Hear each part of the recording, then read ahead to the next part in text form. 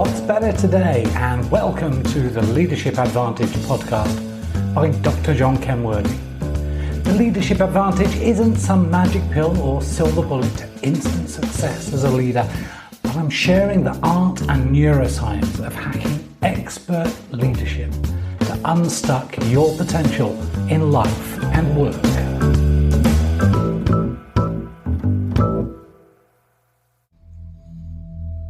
Hey there, and welcome to the Leadership Advantage, leading difficult people.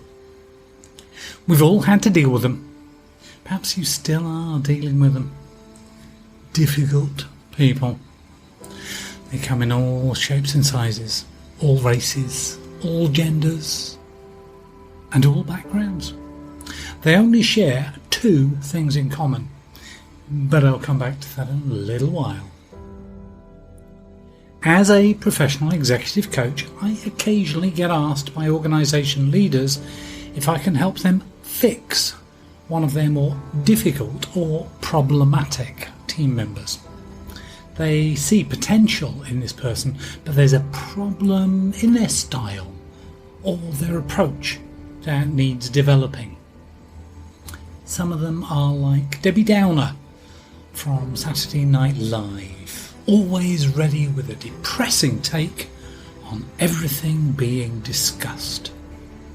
Some people only seem to be happy when they're unhappy and bringing everyone else down with them to the pit of despair. Other jerks, well, they seem to get a kick out of creating problems for everyone else and pushing people's buttons, needling away on their pet topic and with a keen eye for any signs of weakness in others. Then we have bullies. Instead of pushing people's metaphorical buttons, they seem to get off on literally pushing people around. They're shouting the loudest. They're forcing others to do things they don't want to, and a lot worse. At least with the downers, the jerks and the bullies, everyone knows who they are. But some of the most difficult people to lead are the timid and frightened. They can be so fearful of confrontation and conflict that they hide and disappear just when you need them. Or perhaps you have someone on your team who is so disorganised and yet desperate to succeed, and they just never seem to make any headway. Then we have the cynics and the scoffers who undermine everything with their often sarcastic wit and pointed barbs. Or perhaps your most difficult person is the gossip who spreads rumours, half-truths and juicy tidbits in hushed tones over lunch, turning everyone against you whilst to your face, oh, they're so sweet as honey. And in front of the boss, well, you have to admire their front and their acting skills. Yes, they come in all shapes and sizes, all races, genders, and from all backgrounds, and they share two things in common. The first important thing they all have in common is that they are all people. We are dealing here with human beings, and we know from neuroscience that human beings share very much more in common in what drives them and causes these behaviours. The second thing in common they have is you. If you're reading or listening to this, then you have one or more people in your life whom you find difficult, and you want to know how to lead them or simply deal with them. It's okay. You're in the right place. Before we head into the how, we need a few moments to understand what is happening with these people, and for that we'll be turning to a little neuroscience. I recently read a terrific book by Christine Comerford, Power Your Tribe. She also writes for Forbes, and she's built on Abraham Maslow's hierarchy of needs, showing the neurological drivers all humans share, and it's primal. Your brain knows two states that matter: dead and not dead. Your brain's primary job is to keep you in the not dead state.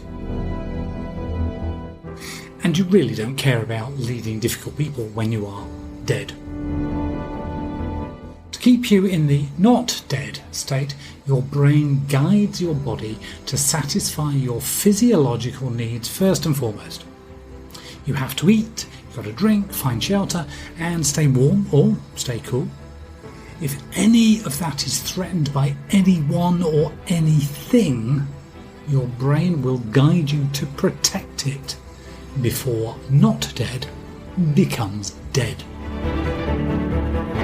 Now, since you are in the not dead state, we have three more primal drivers of our behaviour: safety, belonging, and mattering.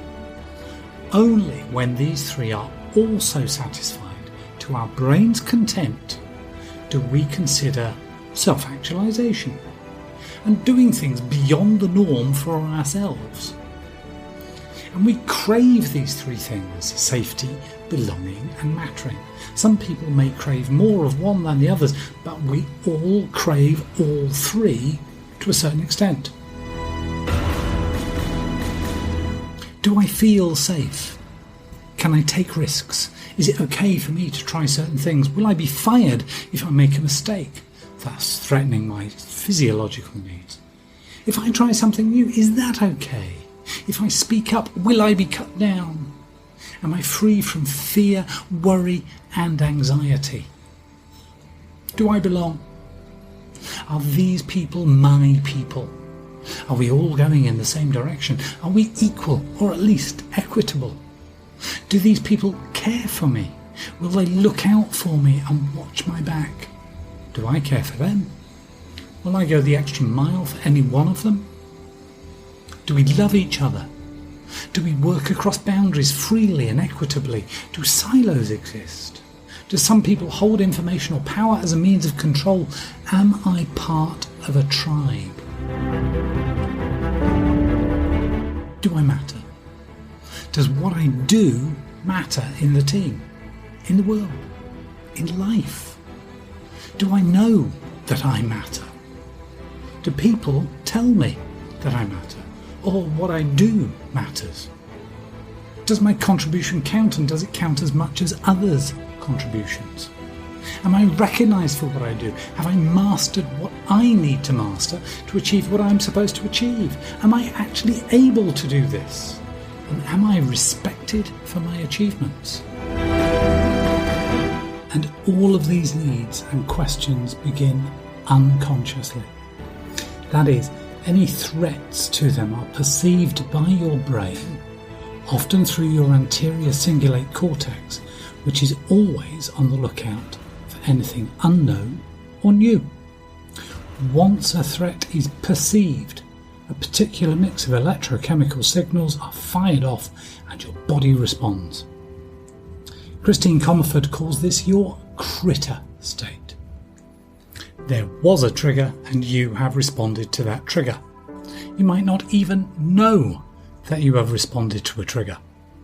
Other people will know it, but you may be completely oblivious to it. One senior leader I was asked to coach would criticise team members publicly and regularly. The slightest delay or mistake with a task would result in her berating the individual loudly and with very unflattering language. Her team were terrified of making a mistake or failing to deliver on time, and even when they did everything right, they received a barrage of sarcastic comments. The team, unsurprisingly, was not performing well, and her boss asked me to fix the problem. As it turned out, this leader considered herself to be a perfectionist and hated sloppy work. And sure, it was something evolved from her family background, but more important, she felt unrespected and was deeply concerned that she would not achieve her KPIs because the team was sloppy. Her self-esteem was taking a hit, and she believed that if she was nicer to the team, more respectful and more supportive, that they would take advantage of her, and she didn't matter enough to the senior leaders to keep and support. She essentially believed that she didn't matter enough, and her critter state response was to lash out at everyone and anyone who happened to raise their head above the parapet. There are even times when I lose my temper. I know, shocking revelation, but there it is. I too am flawed. My voice raises to a shout, I get agitated, and I may see things that I later regret. Most often, it's when I'm interrupted when I'm in a flow state. For example, I could be recording this in a flow, the words just tumbling out, my thoughts racing ahead, and I get interrupted and asked to help with something. At first I ignore the request, rushing to close the sentence or thought, or make enough notes so that I don't lose track of where I was heading, knowing full well that any second now I will be interrupted again with the same request. Only this time it's more urgent. Though it's not urgent in real terms, and what I'm doing is much more important. And can't it wait? I snap back. One more request and I snap again. My hackles rise, my blood pressure heads upward, my heartbeat too. I shove my stool backwards and stomp through to another room. Sometimes I catch myself and breathe a moment and choose to calm my critter and deliberately welcome the interruption and lovingly address my beloved and willingly, pleasantly tender my assistance. Other times I fail to catch myself and my beloved gets my critter glare and my critter comments. My safety and mattering were momentarily compromised. Of course, you are a far better human being than I am, and never ever show your critter state. Your need to feel safe, to belong and to matter differ from mine. My triggers and yours are probably different, though many things we will share because we do already have some tribal connection. We all want safety, belonging and mattering, and those difficult people, they're just showing you something of their critter state. Their behaviour is the result of the hijack of their emotions caused by a trigger that they perceived, and they are responding in the only way they know how to protect what's important for them, their safety, their belonging, and or their mattering. And that threat to them is perceived, which makes it real for them, although it's almost certainly unconscious. That is, they are not consciously aware. Remember that our brains are continuously on the lookout for any perceived threats. Once perceived, the electrochemical response has been fired. Will this response hijack the brain's resources and all but shut down the executive conscious brain, or will you have enough resources available to pause the near automatic response and choose a better alternate response? Now that we understand we all need our balance of safety, belonging and mattering as fundamental to us, how do you deal with those difficult people, especially when one of them is your boss? If you have several difficult people, you need to know you probably have a systemic, leadership or organisational wide cultural issue that needs to be addressed. This is where you would create a genuinely safe environment in the workplace. You'll draw everyone together with an engaging mission and command intent. Have clear cultural rituals that demonstrate your values and have absolute transparency and accountability structures. For now though, we're going to focus here with the key one or two difficult individuals. Before you address that difficult person, you'll find it helpful to wear the right power attitude. Because the truth is, there are no difficult people. Only people whom you have some difficulty dealing with their behaviour. I recommend that you wear the power attitude, people are not their behaviours, as if it were true.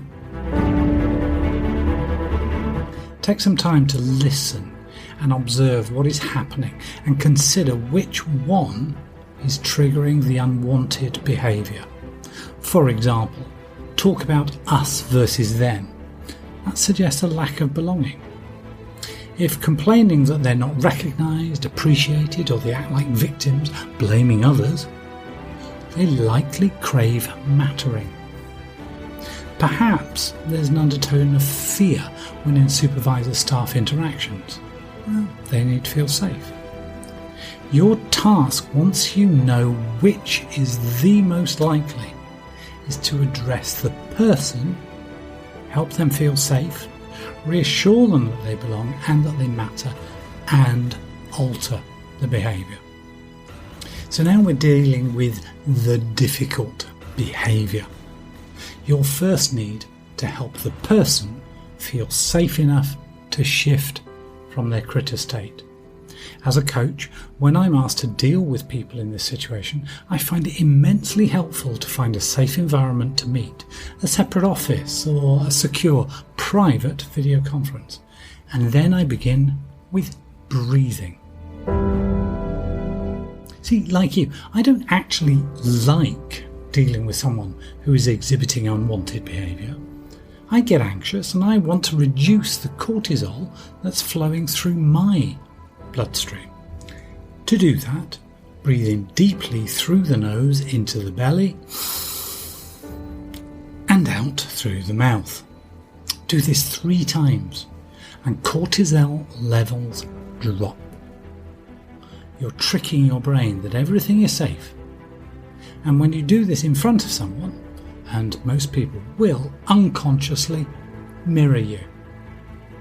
Now, you can use one of these influencing phrases. What if? What if that immediately takes ego and reduces emotions? You're curious.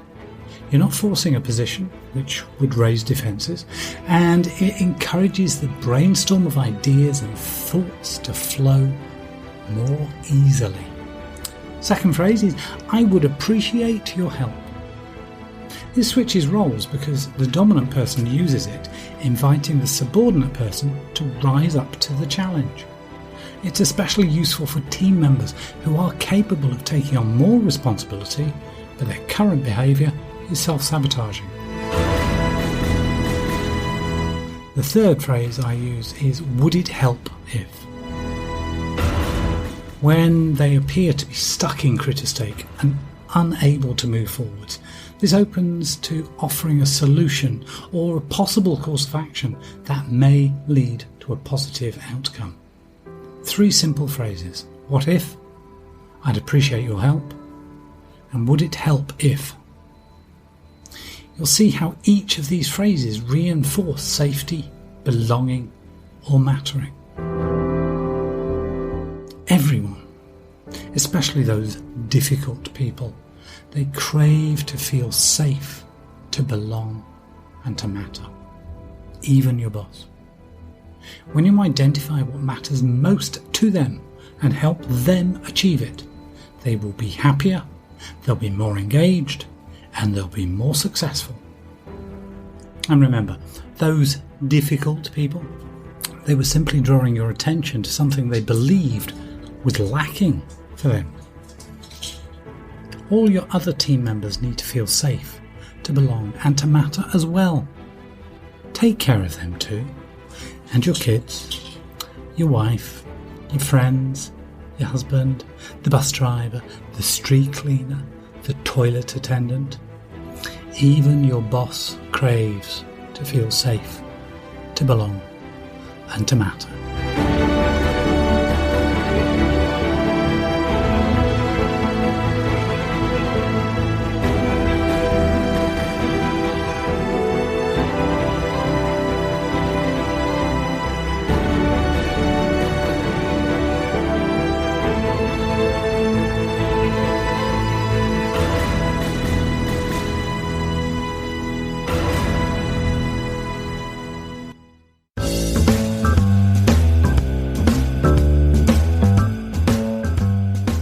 hope that you really enjoyed this episode and we'll share some highlights with the people you care about most. My team and I are working on a series of exciting new projects in this art and neuroscience of hacking expert leadership to unstuck your true potential in life and work. To learn more, visit leadershipadvantage.com or just search for Dr. John Kenworthy and connect with me.